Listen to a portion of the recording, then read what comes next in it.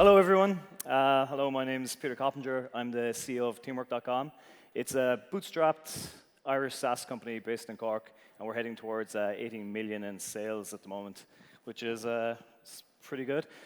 For those of you who don't know us, we make 3 products. So we have Teamwork Projects, which is our kind of original product, where it all began. It's the project management app loved by professionals. So we have a lot of great features in there that we think outclass the rest of the market. We also have Teamwork Desk, which is a beautiful lightning-fast help desk that's invisible for your customers. So they don't see ticket numbers and stuff. And then we have Teamwork Chat, which is just like Slack, but it's 100% free. And we're on a mission, I suppose, to build a suite of products that'll kind of fix the integrations mess, where all our products will actually deeply integrate together. And we're excited that we're going to have 2 new products coming out early next year that'll kind of round off the suite. And exciting things. So on a personal level, I have 3 missions in life. First of all, to have a great life with loads of adventure and to raise a healthy, happy family. My second mission is to bootstrap our company to at least 100 million in annual recurring sales. And my third mission is to help grow Ireland's indigenous SaaS sector. So on the first mission, things are going great. My wife is expecting our first baby in 3 weeks, and I'm very excited about that. Thank you, thank you. And she's ready to pop. She could go at any minute. On the second mission, bootstrapping our company to 100 million in sales, things are going really well. I suppose I'm going to show you our timeline in a minute, but for the first 7 years of business, we were kind of too focused on product and not thinking strategically, but we've kind of got our stuff together in the last few years. Customers love our products. On our fanatical support, things are going really well. We're ramping up our sales team, and we're ramping up customer success. I'm really excited about where we're going. On the third mission, helping to increase Ireland's indigenous SaaS sector, I personally feel that as a English-speaking, smart, hard-working nation at the edge of Europe, positioned beautifully between Europe and America, and that is still a member of the EU,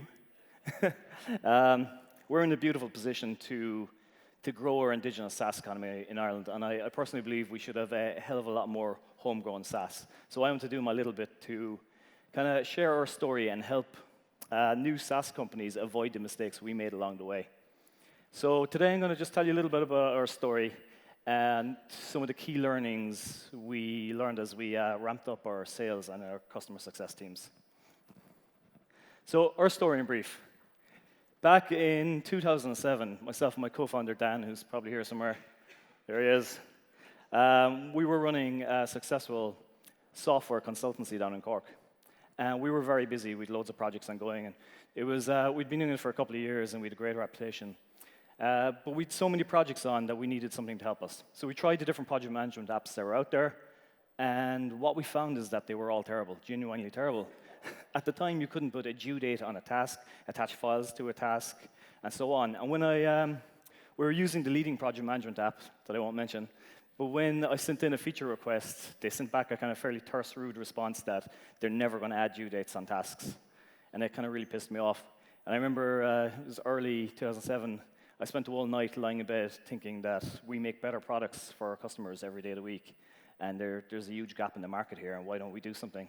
So I came into work, into coffee in the morning, and I said to my co-founder, Dan, I said, Ted, because we call each other Ted for some reason, I said, I think there's a gap in the market, and I think we could make something great. So this is our company timeline.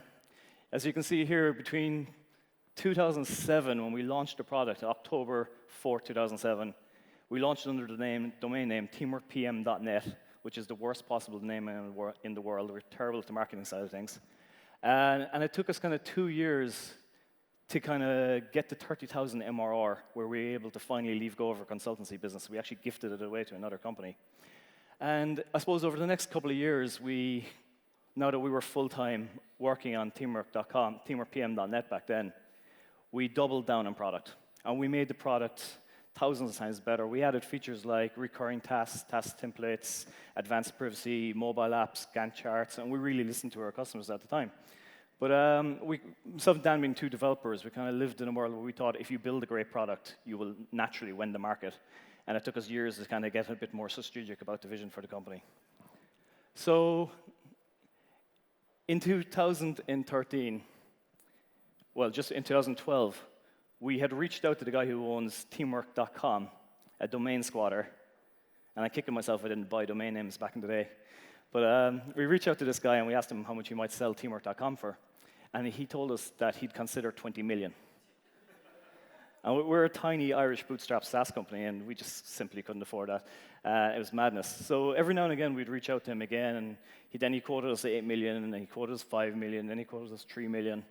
And one night, I was in a pub in Cork, and I thought, I'll try him again. And I offered him $50,000, and I thought, this'll do it.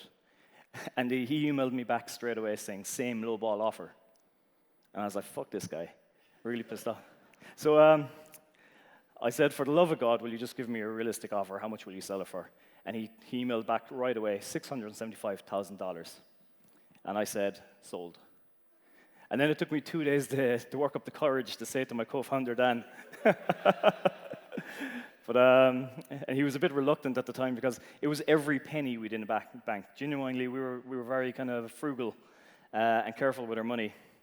And I was basically betting the entire company on this domain name. And then in the Irish forums and stuff that we'd been lurking on for years, there was a lot of people saying those morons in Cork are after spending $635,000, which was just about $675,000, which was just about €500,000 at the time on a domain name. But as you can see, we proved everybody wrong. From the moment we launched the domain name, things took off for us. And I suppose then, as a company, we started getting a lot more strategic, and our vision for the company expanded from being a one-product company. We kind of thought now we could build a suite of products under this beautiful brand, and we could build something magical. And we started to get a lot more I suppose we were just developers at the time. I embraced the CEO role more. Dan embraced the CTO role. We took on more people, and we eventually started a marketing team. And finally, we started a sales team.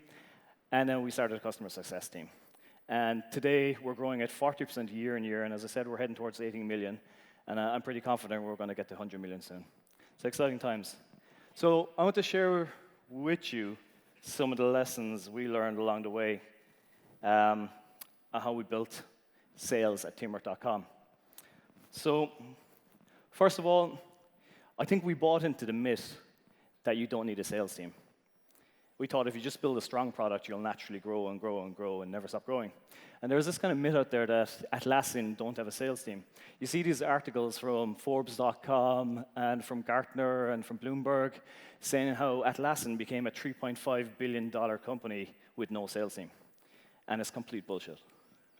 So, because if you call up Atlassian and you want to buy Jira Data Center, I promise you're going to be talking to a salesperson, no matter what they want to call them. So how we started sales at teamwork.com is kind of interesting in itself. One day out of the blue, we got a phone call. And we were told to hold for the head of technology at one of the biggest companies in the world, who I can't name, Walt Disney. And turns out they had been using Teamwork in stealth for 2 years. And they loved it. And they wanted to know, could we do an enterprise version of the product? And we had actually been thinking about doing an enterprise version of the product, but kept kind of putting it off for years. And this was a great forcing function. So we told them, of course, that we could do an enterprise version. And then we spent a few months jumping through a lot of hoops around security, adding single sign-on to the product, adding IP logging, and a couple of extra things they wanted. But we fell into our first customer, and it couldn't be a better case study for us. So we decided to run an experiment, because everything we do at Teamwork is an experiment.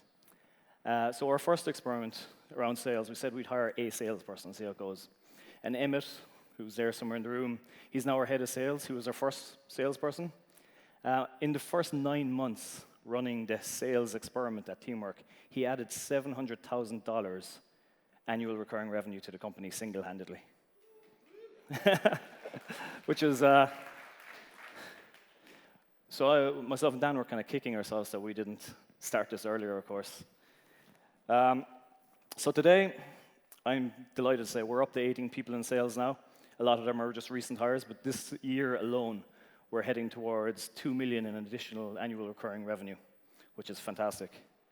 The key lesson here for me that I would like to share with every startup in this room is start your sales team earlier. If I could do it all again, I'd start the sales team at 1 million annual recurring revenue. So a few other learnings.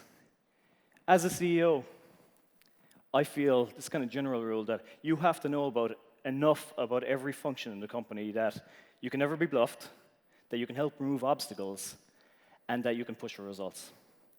And so I've embraced sales, and I've learned a lot about it.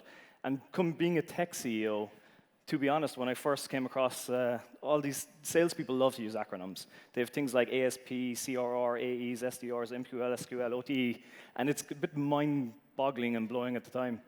But here's the thing, it's all actually super simple, and it's easy enough to learn, so don't let that intimidate you. So we have an interesting take on how we do compensation in our sales. When we started, we had a very traditional sales compensation model where we had variable targets, variable salary base, and so on, and variable commission. And then we came across this amazing Jason Lincoln article on SaaStr.com, which is a great resource, where he recommends a much simpler sales compensation model. And it's simple as this. You pay a competitive base salary, but your salespeople have to cover it before they get any commission. On top of that, you pay a much, much larger commission than you normally would. So we settled on a 20% commission rate.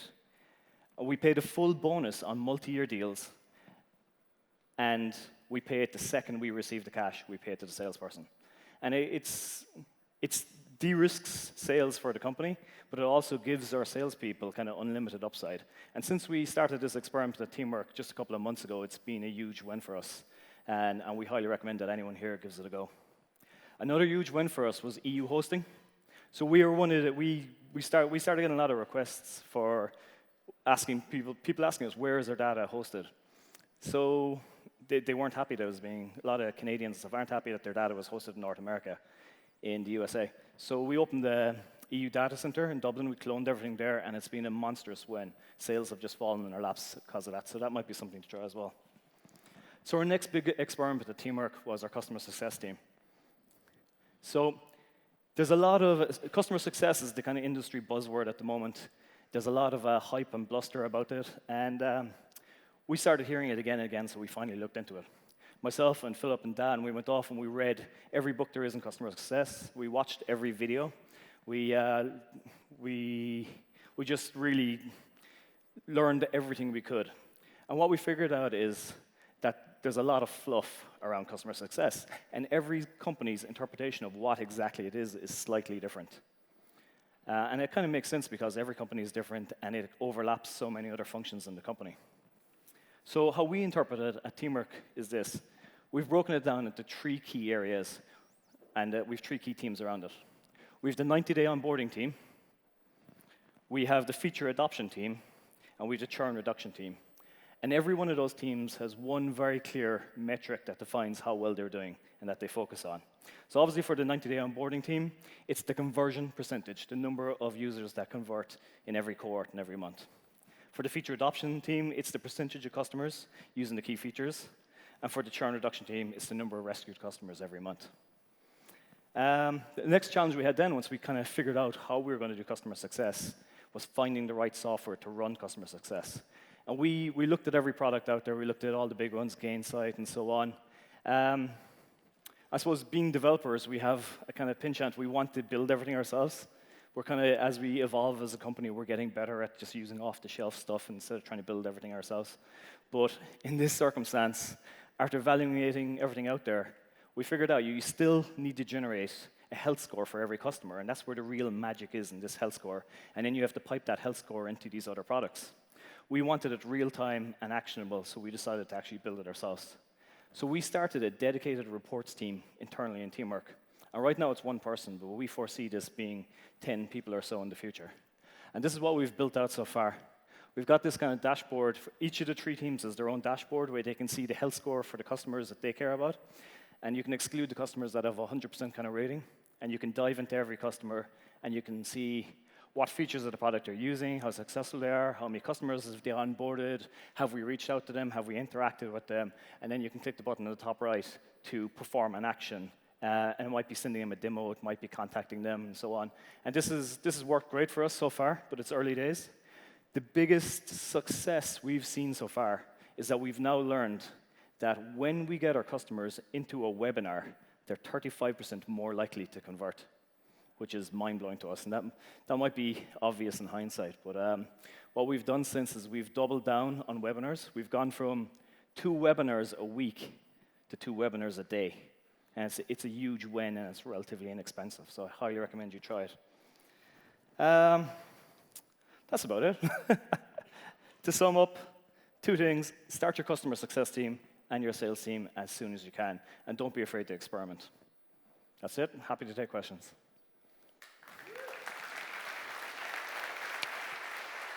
And we have an awesome slide out there, so please, I double dare all of you to come out and give it a go. So 2 questions here. What has been your biggest challenge in recruiting a sales team? Are they all based in Cork? Emmett's probably more qualified to answer this, but I would say finding great people is always the biggest challenge. And they are actually all based in Cork at the moment, and we believe we can close big deals from Cork. But the rate at which we're getting developers and salespeople in general isn't fast enough to keep up with the growth of the company. Next question, why didn't you rebrand over buying the domain? Surely cheaper. Was the name that significant? Captain Hindsight says, if we were launching again, I would have bought getteamwork.com instead of the awful domain teamworkpm.net. But I'm glad we didn't in a way, because I think teamwork.com, being a kind of one-word domain name, lends us a lot of credibility to the company. And I don't think we would have closed big accounts like Disney if we didn't have that. So I think it was worth the investment. Why didn't you take investment? We were at an investor meeting earlier on, and I actually told a room full of investors that all investors are evil. Which I don't quite believe, but I think that's how we felt in the early days. But also, we were completely naive, and 10 years ago, we didn't realize that taking VC was an option.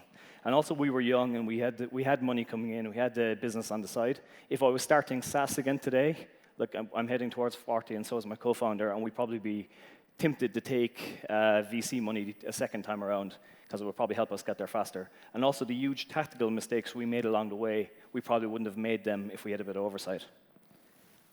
Really inspiring talk, thanks. That moved. Can you tell us more about the webinars you do? Yeah, so if you check out teamwork.com/webinars, you'll see we do 2 webinars a day. One is all about an introduction to Teamwork Projects, which is our biggest product. And the second one is what we call the Customer Success Channel, where they can come in and they can ask just about any questions. And that's about it. We're still kind of experimenting with that. Really inspiring talk. How do you do it? Monthly customers for your sales team commission plan. I don't know. I'd have to ask them with that. So all our enterprise deals are annual contracts, first of all. So we don't comp at all for the monthly stuff, actually. We did at the start of the year. We had our sales team spending a lot of time on the small. So we realized that salespeople were spending 90% of their time looking after the smaller accounts. And we were like, that's madness. So we changed the commission structure so that they get 0 commission for the smaller accounts, and they only get it for deals of 7,000 plus. So that kind of eradicated that straight away. How did your ARPA grow over time? It's creeping up nicely now. We didn't have a strong focus on it before. In the last 2-3 years, we do. We're about to switch to per-user pricing. We've realized that our old we set our pricing 10 years ago, and we never looked at it again, which is kind of ridiculous. So we're now switching to per-user pricing, and we reckon we've left about 20 million annual recurring revenue on the table by not realizing this sooner. So that's a huge mistake. And that's switching over to per-user pricing is really going to drive up the ARPA. If you didn't build your own tool, what would you have used for customer health scoring? I'd probably have used Gainsight if it wasn't so expensive. We still have, just to be honest. It seems really good. I know there's a lot of new guys in the space. I wasn't the person working on that project directly, so I'm not the closest to that. Our head of customer success, or Philip down here, would probably know that better. Do you have a buy tool to create the dashboard, or is it direct on your own platform? Does anyone know what this means? Do you have a buy tool to create the dashboard? Sorry. No, it's all on their own platform, so directly off our database. How many people show up to your webinars when you have 2 per month versus 2 per week? So, sorry, we have 2 per day now versus 2 per week. So I have 5 seconds left. There's loads of questions coming in. So our numbers have massively crept up. We went from having 200 people in a webinar before to 600 people or so now, which is fantastic. But we've had a much stronger focus on it. We're sending emails to customers, and we're showing the webinars and the product and so on. And guys, that's about it. I'm out of time. Thank you very much.